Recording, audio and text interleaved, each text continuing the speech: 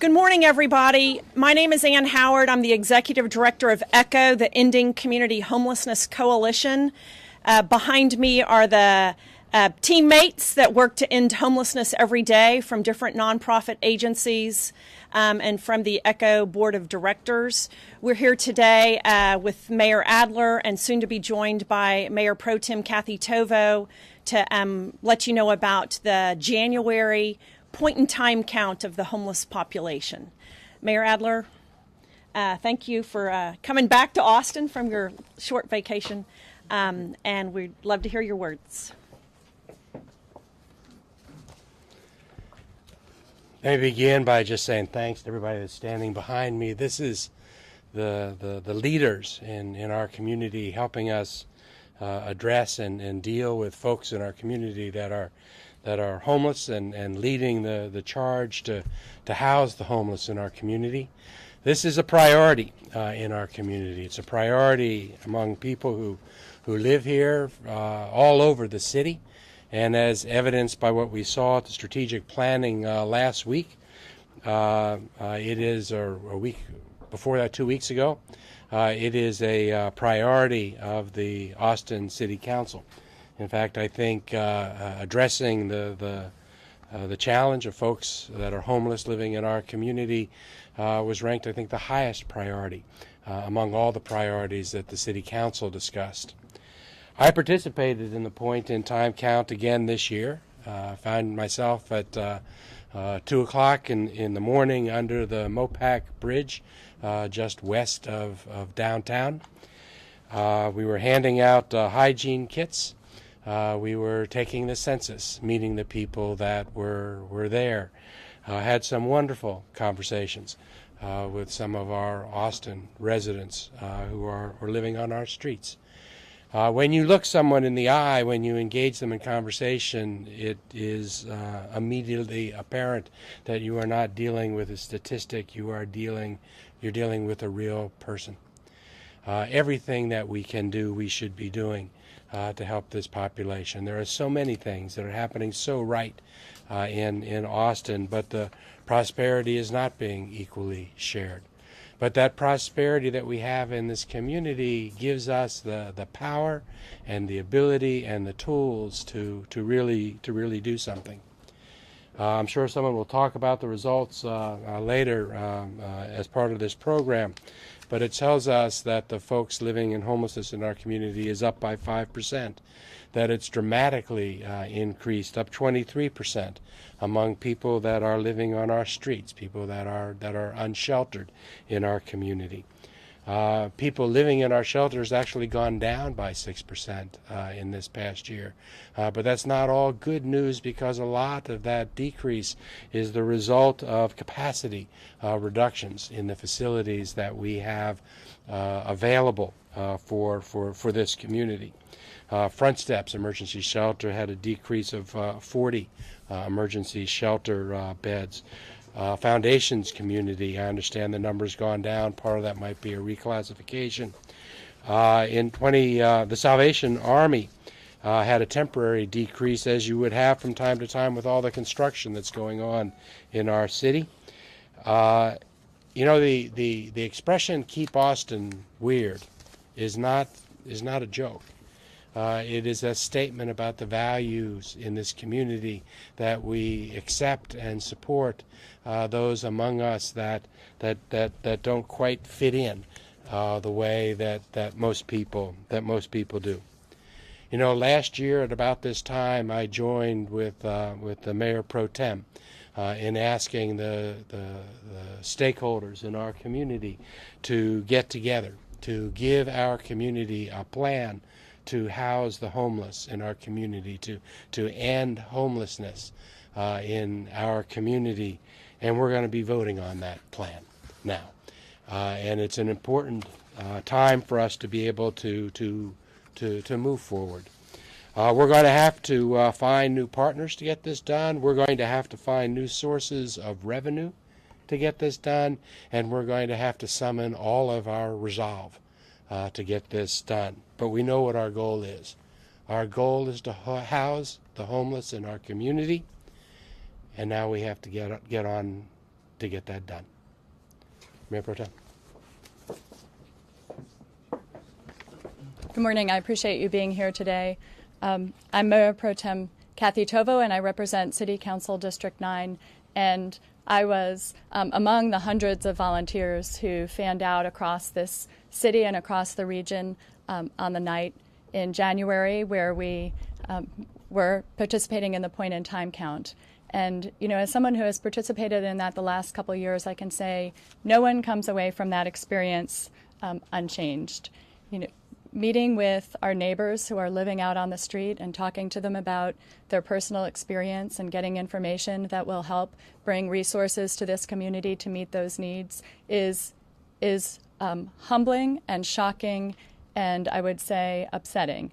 And, you know, I don't think anyone who volunteers to participate in that leaves with anything other than a commitment to make sure that every one of our neighbors is housed. No one in this community should be living and sleeping on the streets or in the alleys or in the creek beds of this community. And so I call on this community to help. We have a tremendous need. Sometimes we gather in this room to talk about our successes as a city, and we certainly have some with regard to the move to end homelessness, our goal of ending homelessness. You see behind me some of the housing and the social service providers who are working to meet this need. As you'll hear when Ann Howard speaks, we know what it will take to end homelessness in this community. The organizations you see behind me are very successful. They have successful programs. They have innovative strategies. They're working collaboratively to end homelessness in this city, but they need more resources. And so we are today poised as a council to endorse the Austin Action Plan to end homelessness. I was pleased to bring that forward along with Councilmember Kitchen and Councilmember Renteria and Mayor Adler, and it will provide this community with a guide path to how we end homelessness in this city. So again, thank you to the many volunteers who participated in the point-in-time count. And now, Austin, it's time to work together to end homelessness in this city. Thank you both. We could open it up to questions real quick in case these folks have to leave. They have a very busy day. Do you have any questions? Can you talk about what the action plan entails? Sure. The action plan is really to scale up the success that we've been having, and there's 5 key components. You can think of that as a Texas star or the palm of your hand, so you'll never not know how to end homelessness.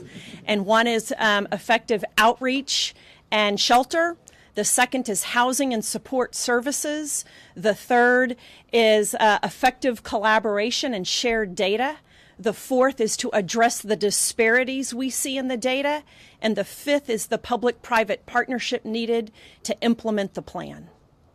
What do you think the biggest problem is that Austin is facing in terms of homelessness? My good friend Jo Catherine Quinn, who's the executive director of Caritas, said that that homelessness happens when crisis meets a lack of affordable housing.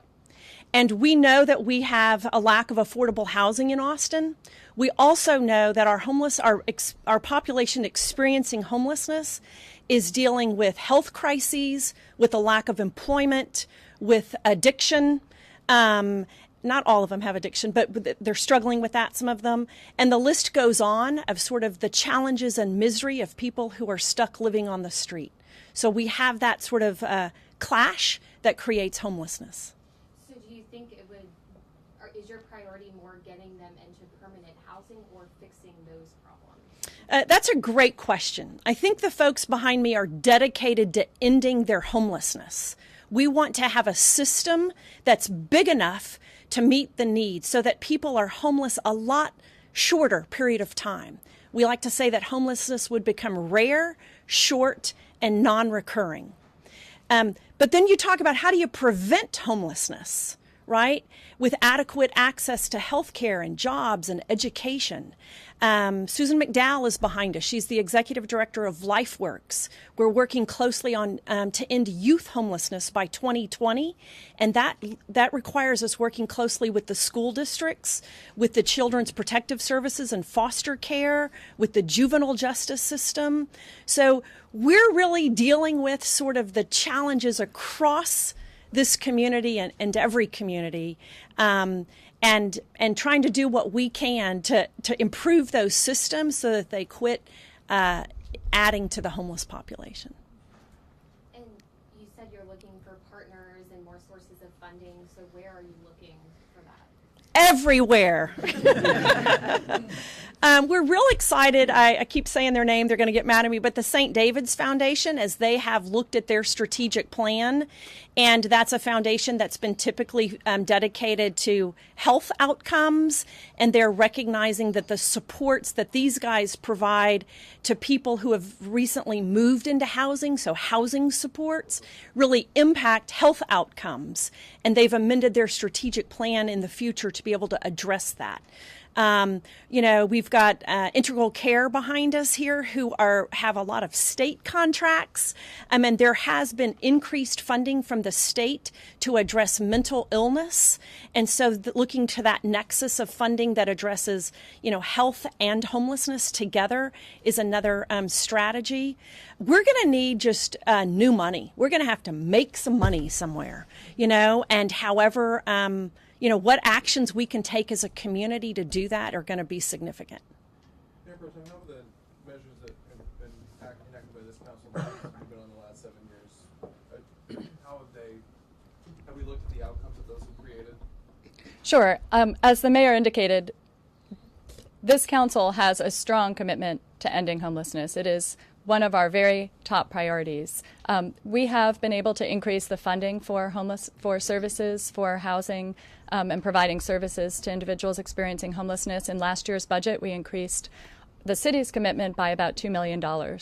Part of that is a real innovative program that I know several of us here are working to create here in the city of Austin, called a Pay for Success model, where private investors would invest up front in permanent supportive housing for 250 individuals, and then if certain outcomes are met, the city and the other partners in that would pay back that investment. And so we are, as Ann Howard said, exploring any and all funding opportunities, because we need to vastly increase the resources that we're putting toward ending homelessness. But that can't just be a city solution or a county solution. It will require additional support from private business, from philanthropy, from really a community-wide response. I know the mayor dashed out that the system, the lessons that we learned from the ending veteran homelessness, or reaching effective ending of veteran homelessness, and creating that partnership with different apartment complexes and property management teams, is that still growing, or how is that doing? Is that a solution, or one of the solutions? I'm going to let Ann address that, but it is, as I think she'll say, a system that we are now using to end homelessness among other individuals. Thank you for the question, Jeff. The partnerships with our current sort of market rate apartments continues to grow. All of these agencies and ECHO, are sort of fine-tuning our skills at what does it take to get a apartment complex to partner with us. What's their business model? How do we meet their needs? And we've been very fortunate that more apartment owners have stepped up to the plate. Clearly, we don't have enough housing in Austin, and that's why the affordable housing bond that's being worked on with the city for the November ballot will be so critical to this effort. But those successful strategies from ending veteran homelessness are certainly carrying through today. A key success to that was money, right? We with the help here of City Hall, raised a lot of private money to help pay, some gaps in rent, as well as to back those landlords. And that type of risk mitigation fund is successful. I think it just gives, it allays fears, whether those fears are warranted or not.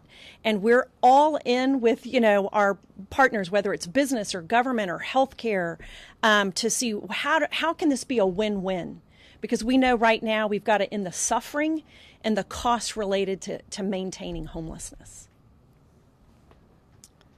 How much money will it take to make all of these, this plan work? Yeah. So this plan right now calls for a doubling of the resources we know about, and that's about $30 million. When I say we know about, what we're able to see is the government contracts that are coming to Austin for homelessness, whether it's federal, state, or local. The men and women behind me work tirelessly to earn philanthropic dollars, and so I think there's a lot more money being put into this effort than we know about. But what we're calling for is an additional $30 million A year or one time? a year. You have to remember that as we move very vulnerable folks from the street to housing, we might end their homelessness and need to continue that stability while we take, help somebody else move into homelessness. So it eventually, hopefully, some folks will become independent and be able to live without assistance. But it is smarter and more compassionate to make sure they have what they need as long as they need it, and that's our goal.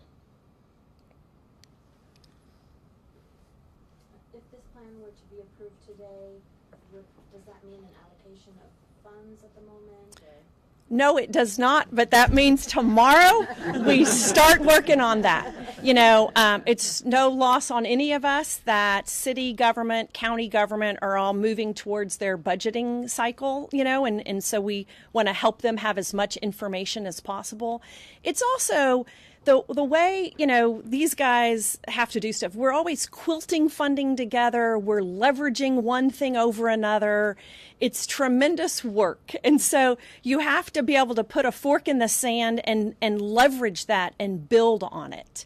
As I mentioned before, right after this press conference, we got people talking to, the school district, to the St. David's Foundation, to the Moody Foundation, to the Meadows Foundation. I mean, there's lots of work at play.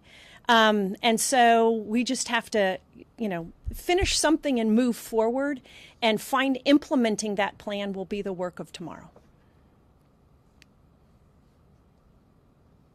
There's a lot of people behind me that know a lot more than I do, and so if you have any specific questions, I'd love to put them on the spot. I saw that other cities in Texas have similar increases in homelessness. How does Austin rank? Sure. So right now, Dallas, so everybody did the count in January, and Dallas was up 9%, and Fort Worth, it's a Tarrant County, was up 5%. San Antonio is releasing their numbers next week, but they have an increase. Houston's numbers will go out in May, but we know as hard as they've worked, they're struggling with an unsheltered population right now. And so, what does that tell us? That up and down the I-35 corridor, it's up. We've got to get ahead of it.